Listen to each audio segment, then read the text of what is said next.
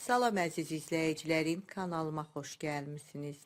Bugünkü videomda soyuq havalarda tez-tez hazırladığım çox dadlı, doyumlu yeməyin hazırlanmasını sizinlə paylaşıram.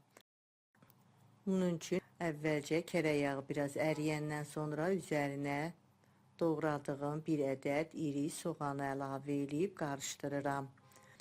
Soğanı çox qızartmıram, elə suyu çəkilib yağa düşəndən sonra soğanların üzərinə təmiz yuyub doğradığım toyuq ətini əlavə edirəm. Ara sıra ətləri çevirirəm, soğanla bir yerdə ətin suyu çəkilir, rəngi dəyişib yağa düşənə qədər soğanla bir yerdə biraz qovururam. Ət soğanla qovrulana qədər xəmiri yoğururam. Xəmir üçün 2 stəkan un götürmüşəm, üzərinə duz əlavə edirəm, 1 xörək qaşığı da bitki yağı. 1 stəkan ilıq su götürmüşəm, sudan az-az onun üstünə töküb xəmir yoğururam. Suyu apardığı qədər istifadə eləyəcəm. Arada yenə su əlavə eləyib, xəmir hazır olana qədər yoğururam. Belə gördüyünüz kimi ələ yapışmayan hamar bir xəmir alındı. Xəmirin üstünü örtüb qoyuram bir kənara.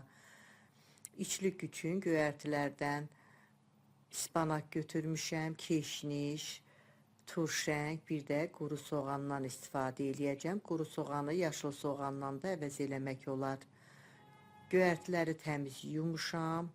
Doğrama hissəsini çəkmədim. Biraz iri şəkildə doğrayıb bir qaba yığıram. Bu qaydada hazırlayıb qoyuram bir kənara. Toyuq ətini soğanla bir yerdə bir 3-4 dəqiqə yaxşı-yaxşı qovururam. Üzərinə bir ədəd doğradığım yer kökünü əlavə eləyirəm. Yer kökü zövqə görədir, istəməyən əlavə etməyə də bilər. 3 ədəd orta boy kartofu da 2 hissəyə bölmüşəm, onu da ətin üstündən qazana düzürəm. Zövqə görə duz, qara istiot, az sarı kök səpirəm. Bu qaydada hazırlayandan sonra qazı söndürürəm. Keçirəm göyərti ilə xəmirə hazırlamağa. Yoğurduğum xəmiri 2 yerə bölürəm. Əlimlə yuvarlayıb 2 kündə hazırlayıram.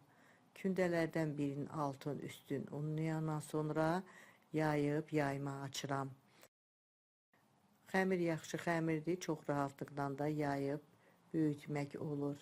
Bu qaydada təxminən 2 mm qalınlığında bir yayma yayıb açdım.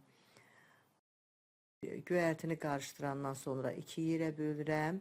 Bir hissəsini yaymanın üstünə əlavə edib bir tərəfinə açıq qoyuram. Üstünə yayandan sonra zövqə görə duz istiot səpirəm.